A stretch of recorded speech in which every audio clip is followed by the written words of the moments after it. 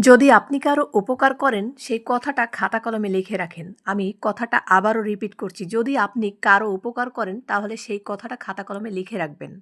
এখন মানুষ প্রায়ই বলে বসে যে, "কী বা করছো?" এই কথাটার উত্তর দেওয়ার জন্য হলেও আপনি খাতা কলমে কথাগুলো রেখে রাখুন। এখন মানুষের জন্য কিছু করলে তারা স্বীকার তো করেই না, ক্রেডিটও দিতে চায় না।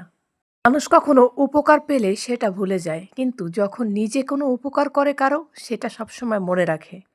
তাই আমি বলব, এই ধরনের মানুষের মুখের উপর যাতে জবাবটা দিয়ে দিতে পারেন, সেজন্য হলেও আপনাকে লিখে রাখতে হবে যে আপনি কার জন্য কী করেছেন। যদি আপনি কারো উপকার করেন, সেই কথাটা খাতা কলমে লিখে রাখেন। আমি কথাটা আবারও রিপিট করছি। যদি আপনি কারো উপকার করেন, তাহলে সেই কথাটা খাতা কলমে লিখে রাখবেন। এখন মানুষ প্রায়ই বলে বসে যে, "কী বা করছো?" এই কথাটার উত্তর দেওয়ার জন্য হলেও আপনি খাতা কলমে কথাগুলো রেখে রাখুন। এখন মানুষের জন্য কিছু করলে তারা স্বীকার তো করেই না, ক্রেডিটও দিতে চায় না। মানুষ কখনো উপকার পেলে সেটা ভুলে যায়, কিন্তু যখন নিজে কোনো উপকার করে কারো, সেটা সবসময় মনে রাখে। তাই আমি বলবো, এই ধরনের মানুষের মুখের উপর যাতে জবাবটা দিয়ে দিতে পারেন, সেজন্য হলেও আপনাকে লিখে রাখতে হবে যে আপনি কার জন্য কী করেছেন।